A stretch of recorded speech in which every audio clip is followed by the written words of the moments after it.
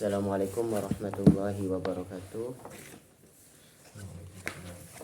Alhamdulillah rabbil alamin wa bihi nasta'in wa ala umuri dunya waddin.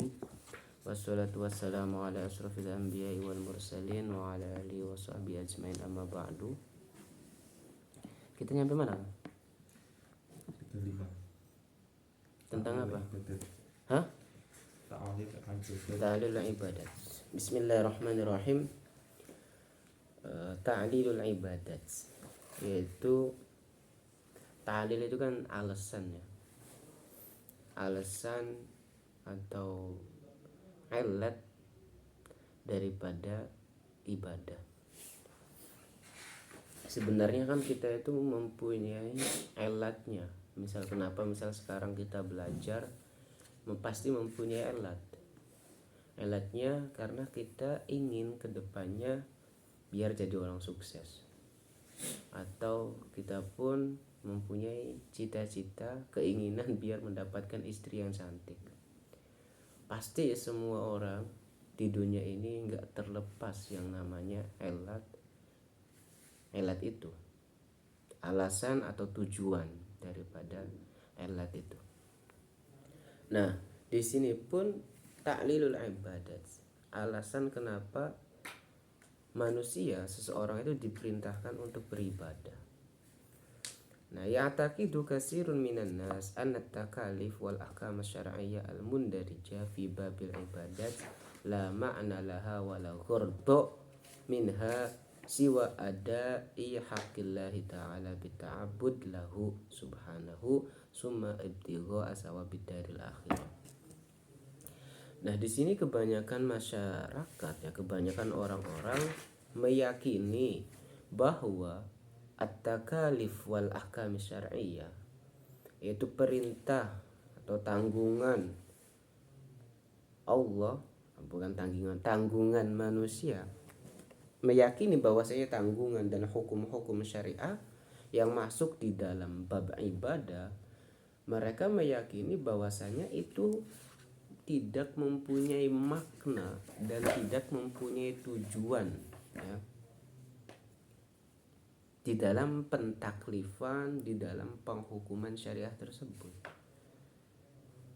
Mereka meyakini hanya sebatas ya ada hakillah, hanya sebatas menunaikan haknya Allah saja. Karena ini merupakan perintah dari Allah, ya kita mengerjakan atas perintah tersebut. Enggak meyakini kalau misal di balik perintah itu memiliki makna dan ghord, bita'abudillahu. Kemudian summa ibtigha sawabid daril akhirah. Dia hanya meyakini ya ini perintah Allah, dengan kita menunaikan perintahnya kita mencari pahala darul akhirah, pahala akhirat saja. Sehingga wa hatta innal qailina minal ulama bi ta'lil syariah ala wajhil ijmal. Sehingga ada yang mengatakan, ini dari ulama juga, alasan pensyariatan itu hanya sebatas wajhil ijmal saja, secara globalnya saja.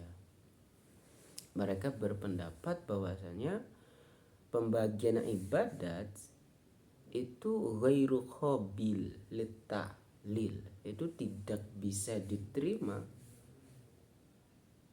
ghairu qabil litta'lil, tidak bisa diterima litta'lil, dengan adanya alasan, dengan adanya tujuan. Ya perintah-perintah saja, tidak dibarengi dengan ta'lil, alasan berupa tujuan-tujuan. Au anna ta'lil fihi istisna, atau emang ada taklil tapi ya hanya pengecualian. Jadi tidak semua ahkam syariah itu tidak ada taklil, ada taklil tapi ya hanya sebatas beberapa saja gitu, pengecualian saja. Nah, di sini poinnya ya ada orang-orang yang meyakini demikian, bahwasanya hukum-hukum yang diberikan Allah kepada makhluk ya hanya sebatas untuk ditunaikan tanpa memiliki tujuan-tujuan. Maksudnya tujuan-tujuan ini ntar dunia maksudnya. Ada kebaikan di dunia dan di akhirat. Nah, kalau misalnya ini di sini orang hanya meyakini ada kebaikan tapi hanya sebatas di akhiratnya saja. Nah, wahada tasawwurun ghairu sadid. Nah, ini merupakan pandangan yang kurang tepat, tidak tepat ya. Tidak mantap, sadid kan tep gitu loh. Wa yahtaju ila murajaati wa tadqiq, maka dibutuhkan untuk penelitian yang lebih dalam lagi. Butuh pengkajian yang lebih matang ya, tadqiq lebih mendalam. Nah, fa awalan ma taqaddama min nususin qur'aniyatin wa hadisiyatin fi ta'lili bi'satir rusul wa syara'ihim ta'ummu wa tashmul ahkamal adas wal muamalas wal ibadat ala haddin sawa. Jadi dulu tadi kita sudah sudah disebutkan dari nas Qur'aniyah dan hadisah di dalam alasan diutusnya Rasul, wasyara'ihim dan syariat mereka itu ta'ummu wa tasmulu. Ketika kemarin kita sudah menyinggung seperti contoh khudh min amwalihim. Khudh min amwalihim ini ditujukan kepada Nabi Muhammad kan.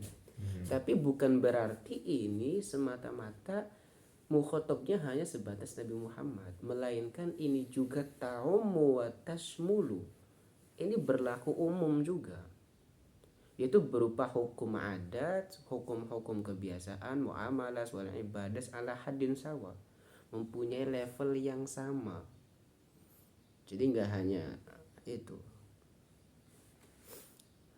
Nah, kama ta'ummu wa tasmulu masalihud dunya wal akhirah ala haddin sawa. Nah, begitu juga ya keumumannya sama, yaitu terhadap masalihud dunya wal akhirah. Wal haqqu annahu laysa fil akhirah maslahah illa wa hiya imtidadun wa samratun li maslahatin tamma inzazuha wa tahqiquha fi hadhihi dunya. Nyatanya kemaslahatan itu tidak hanya ada di dalam akhirat, melainkan adanya kemaslahatan di dalam akhirat itu merupakan kepanjangan atau hasil dari kemaslahatan yang telah diperoleh di dalam dunia. Jadi kemaslahatan wahya imtidad itu berkesinambungan, wasamroh dan buah hasil dari kemaslahatan yang sudah dikerjakan, sudah diperoleh dari kemaslahatan di dalam dunia. Jadi ketika misal kita di dalam dunia mendapati kemaslahatan, nah itu merupakan kepanjangan atau menjadi langkah untuk mendapatkan kemaslahatan di dalam akhirat. Bisa ditangkap gak?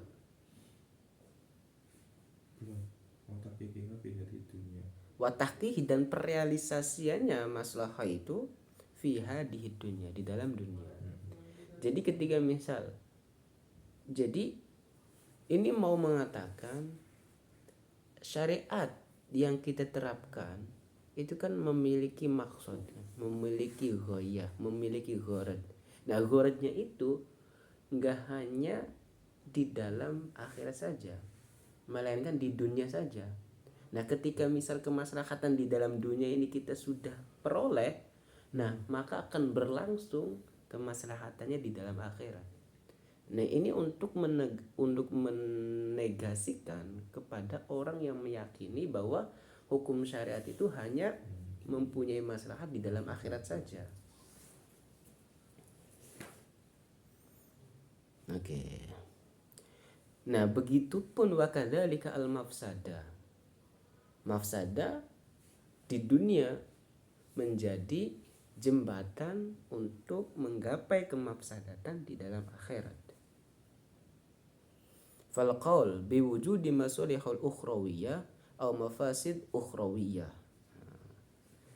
Ya, adanya maslahat ukhrawiyah atau mafsadat ukhrawiyah lam yakun laha aslun, tidak memiliki dasar, wa bidayah, permulaan, wa atharun, dan dampak, fi hadhihi dunya, di pada dunia ini. Huwa mujarradu qusur fi fahmi maqasid syariah wa idraki maramihi. Nah, pemahaman yang mengatakan tidak ada dasar, tidak ada dampak dari kemaslahatan atau kemafsadatan di dalam dunia, itu merupakan ya mujarradu qusur. Itu apa ya? Dia kelalaian. Kusur itu lalai dalam memahami maqasidus syariah dan memahami tujuan daripada maqasidus syariah.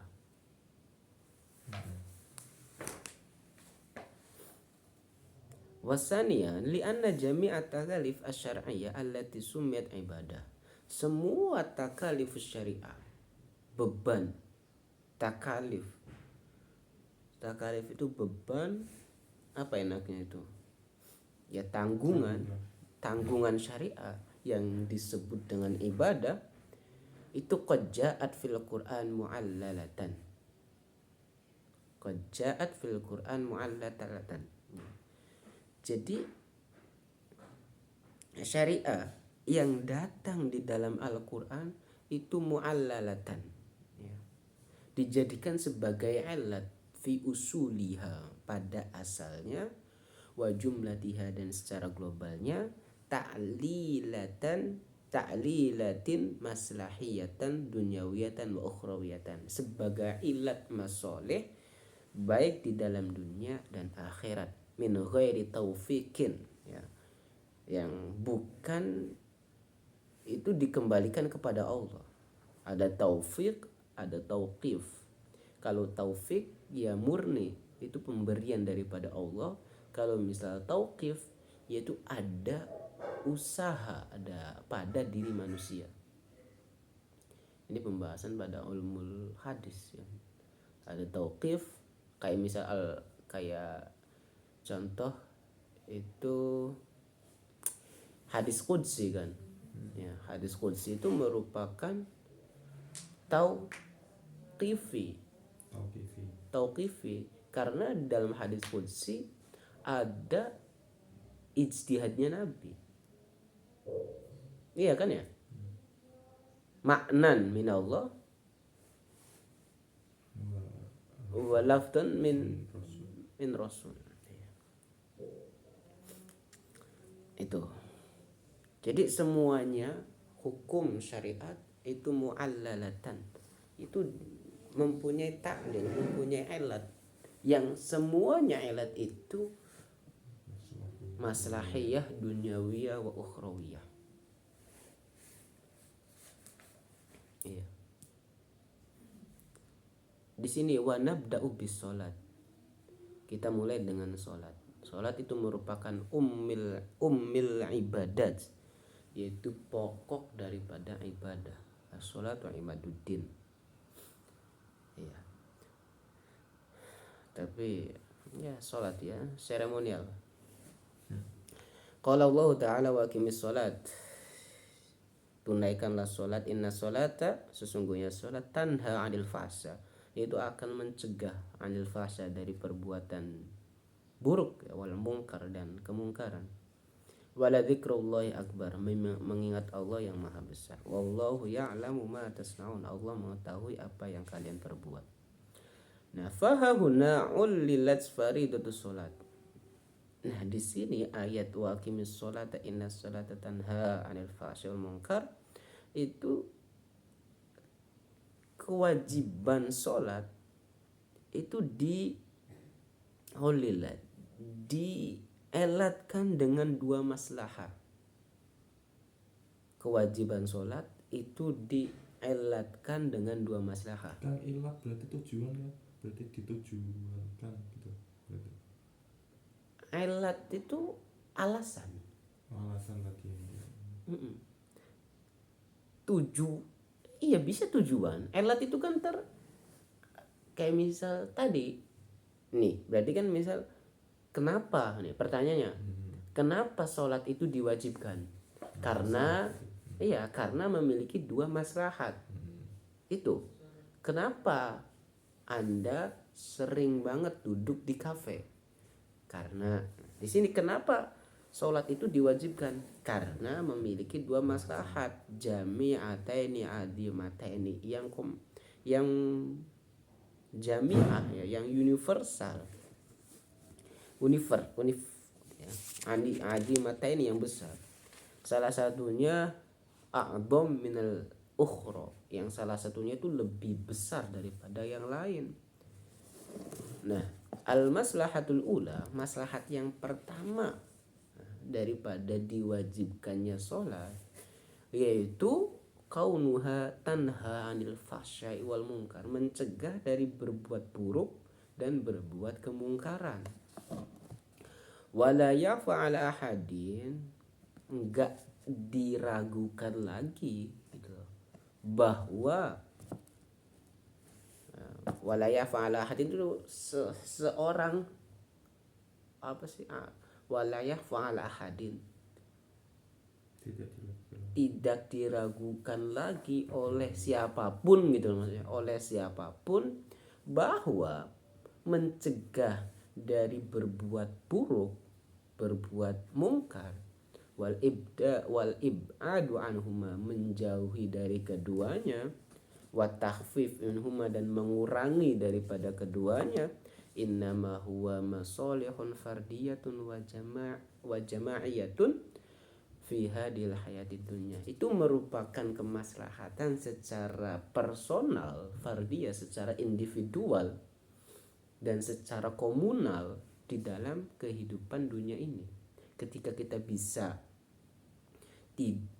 kita mampu untuk tidak berbuat fahsya wal munkar, itu merupakan kemaslahatan yang diperoleh baik secara individual, personal, komunal di dalam kehidupan ini. Nah, masalahatnya itu masalahun ta'udu 'ala nas bin naf'i fi abdanihim wa 'uqulihim wa amwalihim wa akhwalihim an-nafsiyah wal ijtimaiyah. Nah, kemaslahatan ini kembali kepada ya orang-orang tersebut, berupa kemanfaatan di dalam jiwa mereka, di dalam akal mereka, harta mereka, dan ya keadaan secara nafsiyah, secara jasmani dan secara sosial. Wa akhwalihim itu keadaan lingkungan, misalnya secara keluarga dan secara sosial. Jadi dengan kita tidak berbuat baik, maka kemaslahatan berupa manfaat itu akan kita dapati.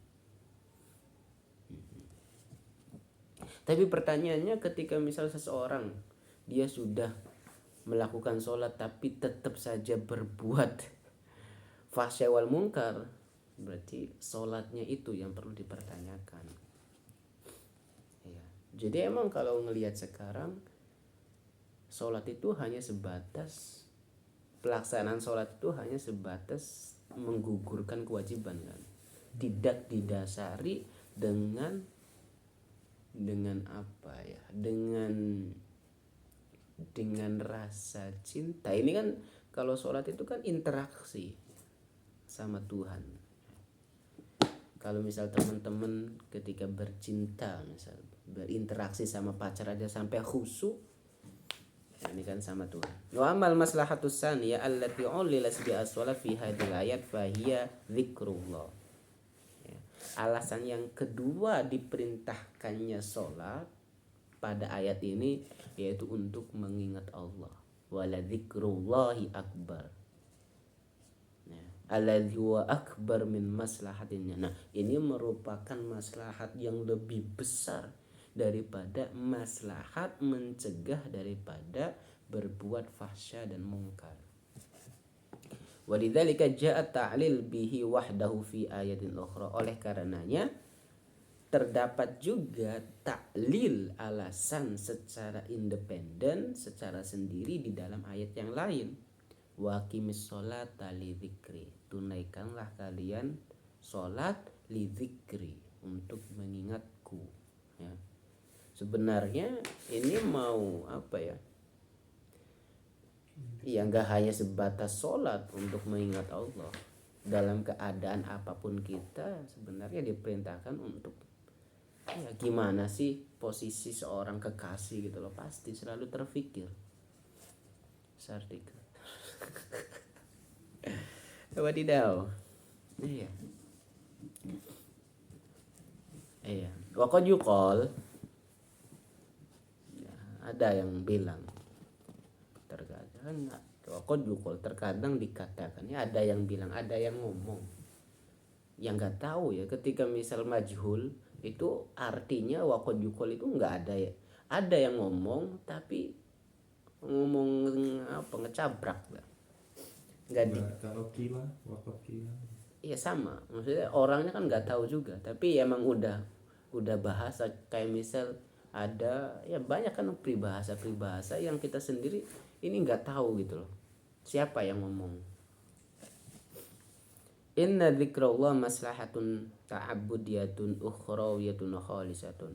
Di sini ada yang mengatakan bahwasanya mengingat Allah itu merupakan maslahat ta'abbudiyah ukhrawiyah, ya, peribadatan yang bersifat ukhrawi al-khalisah, yang murni. Wa qad ja'ala hadzal maqsad al-a'zam lis-shalat. Nah, ini dijadikan sebagai maksud yang paling besar daripada diwajibkannya sholat. Faqul, saya berkata, inna dzikrallahi azza wa jalla min a'zami masalihid dunyawiyah. Ya, jadi mengingat Allah itu merupakan kemaslahatan duniawi yang paling a'zam, paling besar. Aw laisa asma ya ma yarghabun nasu fihi fi hayatihim, atau tidak ada yang paling diinginkan oleh manusia dalam kehidupannya, wa yabhasu anhu, dan mereka mencari tentang Allah, lailahum wa naharahum, malam dan siangnya, yaitu mencari berupa kebahagiaan. Nah, kemudian di sini wahal as-sa'adatu siwa su'ur bil irtiyah wal ibtihaj wa tuma'nina wal mut'ah. Bukankah kebahagiaan itu merupakan perasaan tenang, ibtihaj, dan ya sama suka duka, wa tuma'nina, tenang juga, wal mut'ah, dan ya nikmat ya. Ada bahasa nikah mut'ah, nikah yang ya nikmat ya, enak. Idza kana al-amru kadzalik, ketika hal itu demikian, wala syakka kadzalik, maka yang demikian tidak diragukan lagi bahwa fa inna a'la darajati sa'adah ad-dunyawiyah, level kebahagiaan yang paling tinggi ya, level kebahagiaan dunia yang paling tinggi, wa asma maqamatihi, dan maqamat yang paling tinggi, yaitu tilka allati yatahassaluha adz-dzakiruna lillah, yaitu orang-orang yang mengingat kepada Allah. Apa sih seorang zakir? Orang yang mengingat itu dia memperoleh apa ya, maksudnya dia mampu untuk mengingat Allah gitu loh Kang. Yang zakir maksudnya yang selalu itu. Jadi kebahagiaan dunianya itu akan diperoleh bagi mereka yang mampu senantiasa mengingat Allah. Itu merupakan puncak kebahagiaan. Baik ya, bisa disebutkan baik di dalam dunia dan akhirat. Al-khasyi'una fi kanfi, mereka khusyuk fi kanfi, di dalam dekapan Tuhan. Yamla'uhum al-yakin, yang kehidupan mereka itu dipenuhi dengan rasa yakin. Wa yaghmaruhum ar-ridha wa tuma'nina, dan mereka diselimuti dengan keridhaan dan ketenangan. Alladzina amanu wa tatma'innu qulubuhum, mereka beriman mereka merasa aman dan merasa tenang hati mereka dengan sebab mengingat Allah. Ala bidzikrillah tatmainnul qulub. Ketahuilah, bidzikrillah, dengan mengingat Allah itu tatmainnul qulub, akan menenteramkan hati. Ya. Zikir di sini bukan berarti berzikir ya. Dibedakan antara zikir sama mengingat. Orang yang berzikir setiap hari belum tentu dia dapat mengingat Allah. Allah, Allah, Allah, Allah, Allah, Allah, Allah, Allah, Allah, astagfirullah, astagfirullah. Ketika dia hatinya tidak mengingat Allah, malah dia lalai akan hanya sebatas ucapannya saja, itu tidak disebut dengan ala bidzikrillah. Tapi ketika yang ingat itu benar-benar Allahnya itu sendiri, bukan lafadznya, bukan asmanya, yaitu yang akan menenangkan. Iya. Mengingat ya. Ya, mengingat. Kayak orang jatuh cinta itu setiap malam dalam posisi keadaan gimana pun, posisi tidur, posisi duduk, jemparing, mengkurep, ketika ingat ya ingat gitu loh. Itu yang sebenarnya ingat gitu loh, bukan lagi menyebut. Nah, tapi dengan menyebut itu dijadikan sebagai wasilah agar kita mampu untuk mengingat. Jadi intinya kan untuk mengingat. Dengan kita zikir itu agar memberi respon sebagai penghantar kita untuk mengingat Allah. Summa inna hadhihi al-halatal qalbiyya ar-ruhiyya as-samiyah yakunu laha in'ikas samilun ala sahibiha. Nah, keadaan hati ruhiyah yang tinggi, yang luhur, nah itu menunjukkan itu dijadikan sebagai cerminan ya, syamilun, yang menyeluruh ala sahibiha ya, terhadap pelakunya itu. Ketika seseorang sudah mampu untuk mengingat Allah, yaitu maka dia sebagai cerminan ya, fi badanihi wa nafsihi wa fikrihi wa sulukihi. Jadi dirinya ketika dia sudah mampu mengingat Allah, dirinya dia akan mengekspresikan, mengejawantahkan di dalam badan, nafas, pikir dan perilakunya itu atas apa yang ia tangkap gitu loh. Karena susah ya dalam realitanya orang itu mengenal Tuhan. Saya kasih contoh. Ketika teman-teman mempunyai permasalahan, yang pertama kali teman-teman ingat ketika mempunyai permasalahan, pasti kebanyakan ingat sama orang. Nah, berarti di situ teman-teman masih belum yakin adanya Allah itu maha berarti maha esa, maha kuasa gitu. Jadi meyakini kalau Allah itu, tapi gimana ya kan, memang golibnya itu orang kalau punya headset, kalau punya misal, larinya ke orang dulu. Bukannya malah. Nah makanya ke Allah. Perlunya gitu loh, perlunya kita memahamkan kepada orang gitu loh. Jadi diri nomor sekian kan Allah itu.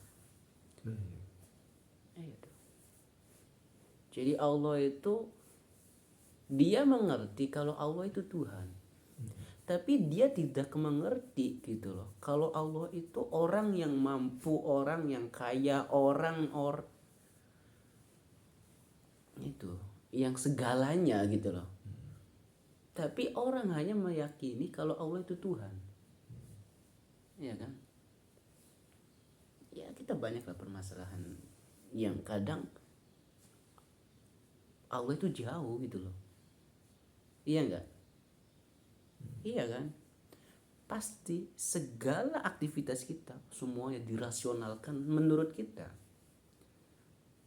Padahal realitanya apa yang kita rasional itu kebanyakan nggak sesuai dengan apa yang kita cita-citakan, apa yang kita rasionalkan kan. Nah berarti kan itu menunjukkan kamu nggak mampu sebenarnya. Solusinya gimana berarti biar apa kita mengingat Allah, Oke. terus kemudian kita juga di samping itu kita nggak bisa nih tanpa bantuan orang lain, Oke. perantara orang lain, gimana solusinya biar dapat semuanya? Oke. Solusinya gini, saya sudah menangkap. Jadi poinnya kita tetap dikembalikan kepada Allah. Kita semua permasalahan kita serahkan semua kepada Allah. Nah ini pertama. Kemudian kita pun nggak luput dan kita jangan melalaikan dari sisi syariatnya. Tapi yang pertama harus ke Allah dulu. Baru setelah ke Allah, baru ke syariat.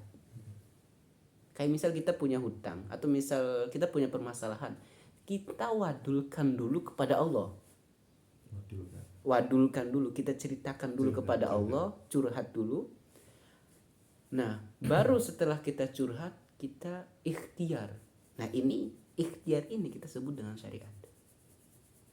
Nah, permasalahannya kan saya sendiri kadang lebih ke syariat dulu gitu loh, mengenyampingkan Tuhan dulu, iya kan? Tapi kan dengan setidaknya dengan kita memiliki pemahaman demikian, agak terrem gitu loh Kang, dari berbagai permasalahan, semua hal. Oke. Mana tadi? Wa min in'ikasatiha anha tufdi ilan nahyi 'anil fahsya'i wal munkar. Nah, dengan kita mempunyai dengan keterkaitan dengan kita selalu mengingat kepada Allah, itu merupakan cerminan yang akan mendorong kita tidak melakukan fahsya wal munkar. Iya kan? Ya nggak mungkin lah kita ketika sudah mengenal Allah masa mau berbuat yang tidak disukai sama Allah kan. Saya kasih ilustrasi, saya mencintai Fatimah nggak suka kalau saya ngerokok. Nggak mungkin dong saya mau ngerokok di depan dia. Nah begitupun ketika dia sudah mengingat Allah, nggak mungkin gitu akan melanggar apa yang Allah tidak sukai kayak gitu. Ini Masya Allah. Fatasiru hadil maslahah far'an anil akhirah. Nah kemaslahatan ini menjadi cabang dari kemaslahatan di dalam akhirat. Wa samratun min samaratiha, dan buah dari kemaslahatan sholat. Ya. Sholat ya, kalau diartikan kayak gini ya boleh. Keren kan pembahasannya.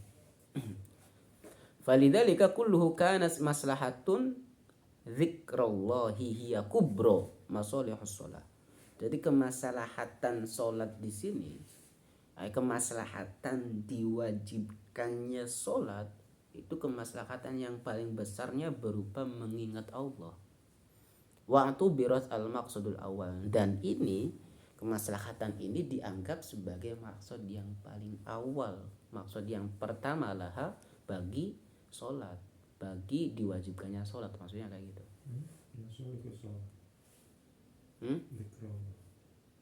Intinya maslahat di mengingat Allah gitu.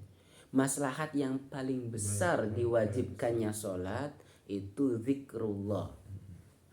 Nah ini maslahat ini dianggap maksud yang paling pertama, maksud yang paling dasar lah bagi diwajibkannya sholat. Gitu. Fas'au ila zikrillah, ada ayat fas'au bersegeralah ila zikrillah, untuk mengingat Allah. Ada ayat yang lain. masuk ke zakat. Udah berapa menit? Keren ya ini kamu. Udah berapa menit? Coba lihat.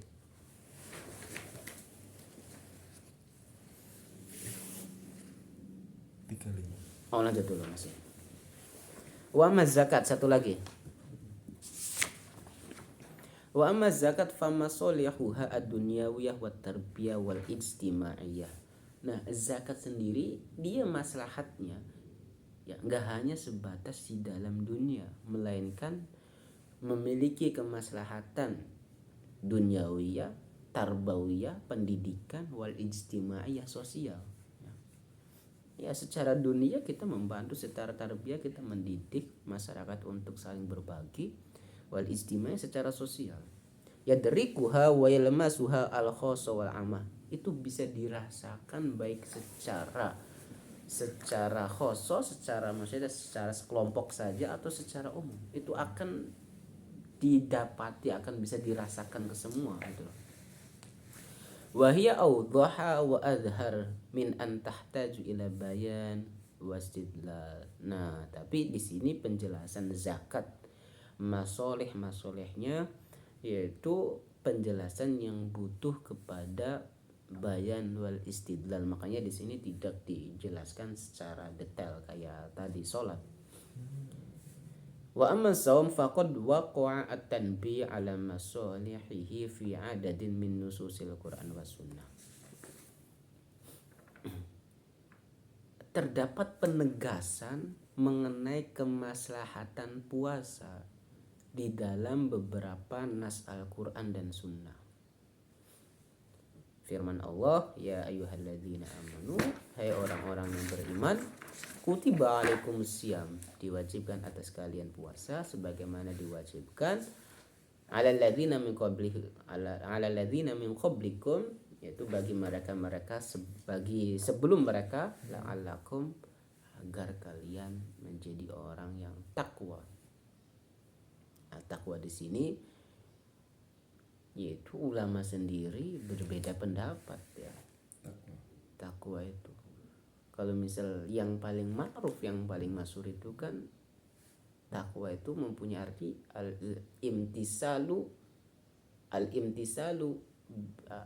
al-imtisalu bi awamirihi wajsinabu nawahihi gitu. Tapi kan dalam perealisasiannya gitu loh, seseorang siapapun itu, tingkatan kiai lah, tingkatan ustadz, dia nggak mungkin mampu untuk melepaskan atau untuk tidak berbuat dosa gitu loh. Iya kan? Akan susah sekali gitu loh. Seseorang itu bisa disebut orang yang bertakwa ketika takwanya itu diartikan al-imtisal bi awamirihi, untuk sama sekali tidak mengerjakan perintahnya.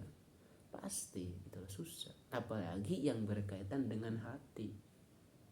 Orang yang berilmu itu akan lebih sensitif gitu loh. Itu masalah hati. Kalau orang bodoh itu biasanya ya secara fisik, makanya sering terlihat mencuri apa gitu loh. Tapi kalau misal orang berilmu, masalah hati. Wah, siapa sih kayak gitu kan, udah siapa sih baru anak kemarin belajar udah main ini ya. Itu kan masalah hati, itu yang lebih parah gitu loh. Kalau sudah kiber, sudah kiber itu kan, kalau misal dalam Al-Quran sendiri udah levelnya udah bahaya. Kayak misal setan sendiri yang menyebabkan dia kafir itu karena kibernya itu. Aba wastakbaru min wa kana minal kafirin. Iya. La'allakum tattaqun. Bayan li hikmati siyam wa ma li ajlihi syuri'a. Itu penjelasan li hikmati siyam, bagi untuk hikmahnya puasa, wa ma li ajlihi, dan apa-apa yang ditujukannya itu siyam syuri'a, disyariatkan. Wat taqwa asy-syar'iyyah ittiqaul ma'asi. Takwa secara syariat hiya ittiqaul ma'asi, yaitu menjauhkan maksiat ya, menjauhi maksiat. Nah, faja'ala asyam wasilatan littiqaiha.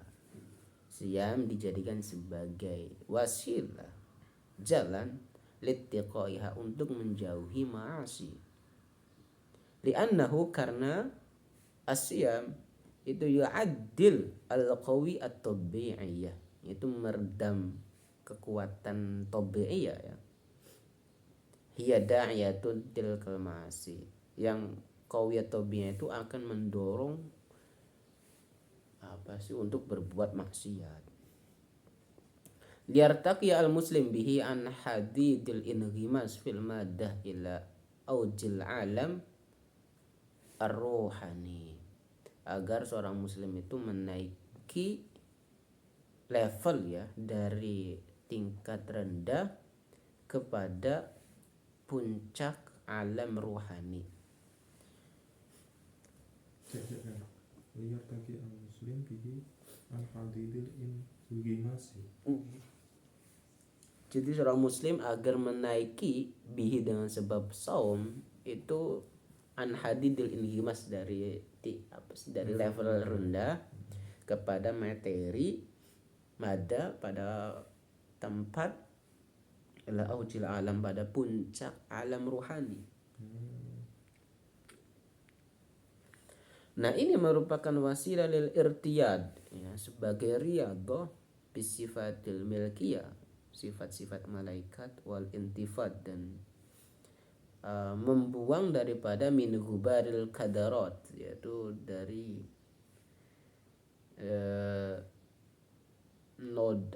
debu, dari segala noda, dari debu noda, dari min ghubaril kadar ya, debu kotoran gitu, al hayawaniyah, yang bersifat hayawan. Itu dengan berpuasa ya kita riyadhah untuk menghilangkan yaitu sifat malak, membuang dari kotoran-kotoran hayawaniyah. Wa fil hadis sahih, dalam hadis sahih, asyam itu merupakan junnah, benteng ya. Fa idza kana ahadukum sha'iman fala yarfus wala yajhal. Ketika di antara kalian berpuasa, maka fala yarfus, janganlah berkata kotor, wala yajhal, dan ya jangan bodoh.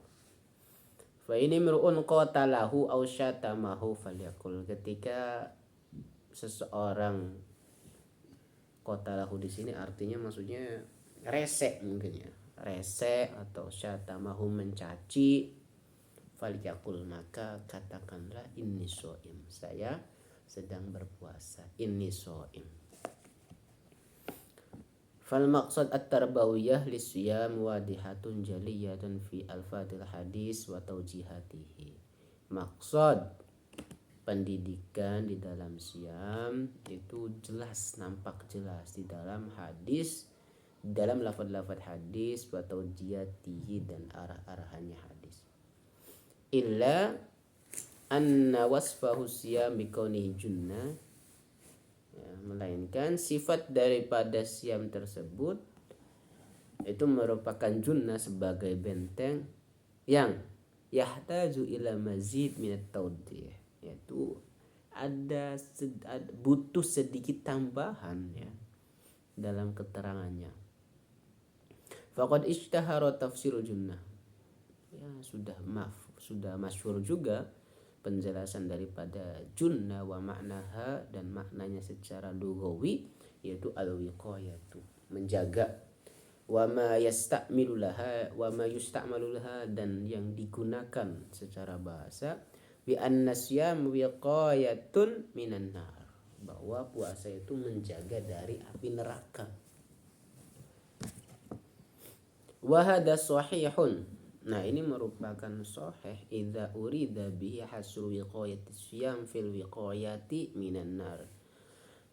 Ya, ini benar ketika yang dikehendaki dengan bihi sebab siam itu hasru wiqayati siyam, menjaga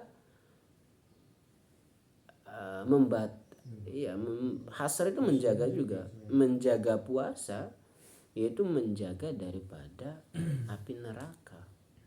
Wa anna hadza huwal ma'na al-wahid li fasfil junnah. Ini merupakan makna ini maksudnya merupakan makna daripada sifat junnah itu, tamengnya itu. Wiqayatu siyam, wiqayatu minan nar, kayak gitu. Fahadha ma la tusa'idu alaihi qawaidul lughat wala syahadatul waqi'. Nah, ini ma la tusa'id, apa yang tidak bisa dibantu oleh kaidah bahasa dan pada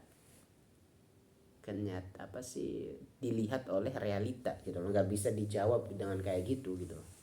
Ya harus, ya ini merupakan informasi sih, kita nggak bisa menyaksikan karena ini kan minanar gitu kan, nggak bisa dilihat. Yaqul Imam Ibnu Ashur. Jadi Ibnu Ashur ulama di sini, ulama Tunisia. Beliau sangat fenomenal, banyak karyanya. Hudifa muta'allaq junnah. Muta'allaqnya dibuang. Dia qasdi ta'mim karena ada tujuan at-ta'mim, at-taksir ya, memperbanyak lil muta'alliqat as-salihah bil maqam, yang berkaitan dengan kemaslahatan bil maqam, dengan sebab maqam. Fa fadha kalamur Rasul alaihi salatu wassalam. Ya, kalamur Rasul memberi pemahaman, memberi faedah bahwa anna sauma wiqayatun min adrarin katsiratin. Rasul mengatakan bahwasanya puasa itu mencegah daripada banyaknya kebahayaan. Fakullu durrin, setiap bahaya, sabata indana anna saum yadfa'uhu. Ya. Setiap yang bahaya, sabata indana, yang tetap ya buat kita, bahwasanya saum itu yadfa'uhu, menghindari gitu loh. Jadi kan misal kita sudah tahu nih yang dor itu apa saja. Nah, dengan kita berpuasa, nah puasa itu yang akan menghindarkan bahaya itu jatuh gitu loh kepada kita. Fahuwa murad. Nah, di sini ini yang dikehendaki dari ta'alluq yang dibuang ya. Menurut Ibnu Ashur. Wa qad asbahat fawaidu siyam as-sihhiyah ma'lumah bitajribah wa dirasah ladal muslimin wa ghairi muslimin. Nah, faedah-faedah daripada berpuasa atau kemanfaatan dari berpuasa yaitu menjadikan as-sihhiyah, kesehatan ya. Nah, maklumah yang sudah diketahui ya dengan secara tajribah, eksperimen, dirasa secara kajian. Nah, ini sudah dieksperimen, sudah dikaji oleh orang-orang muslim dan orang-orang yang non muslim ya. Jadi sudah teruji bahwasanya dengan berpuasa yaitu memiliki faedah-faedah, memiliki manfaat-manfaat baik secara jasmani atau secara ruhani ya. Kalau jasmani pasti tasumu tasihu. Nah, Nabi sendiri tasumu tasihu. Nah, karena ini juga berkaitan dengan perintah Allah untuk kita berpuasa, berarti ada sisi ruhaninya gitu loh. Karena teman-teman, misal sekarang kita bulan puasa. Bulan puasa kenapa sih orang-orang itu dalam beribadah semakin semangat? Nah, karena jadi kita pun di dalam diri kita memiliki dua unsur, yaitu berupa jasmani dan ruhani. Nah, ketika misal jasmaninya kita tekan, ngerti ya teman-teman, kita tekan, kita hancurkan jasmaninya, maka ruhaninya yang akan tumbuh. Nah, hal yang menampilkan dari ruhani yaitu menampilkan kita semangat dalam beribadah. Ya, misal sekarang jasmani kita lagi ditekan, maka yang menampil dari sisi ruhani. Nah, ekspresi yang dikeluarkan dari ruhani yaitu berupa kita semangat membaca Al-Quran, semangat sholat taraweh dari Makal Zaim ke Zaituna itu. Tapi sebaliknya ketika jasmani yang kita tinggikan, ruhani yang kita tekan, maka akan membawa kepada kemaksiatan. Ilmu ini nggak didapat di dalam kampus. Nah, itu. Alhamdulillah udah selesai kita beberapa pembahasan. Mudah-mudahan ada manfaatnya, kurang lebihnya mohon maaf. Akhirul kalam, ada pertanyaan? Wassalamualaikum warahmatullahi wabarakatuh. Bismillahirrahmanirrahim. Subhanakallahumma wa bihamdika asyhadu an la ilaha illa anta astaghfiruka wa atubu ilaik. Wassalamualaikum warahmatullahi wabarakatuh.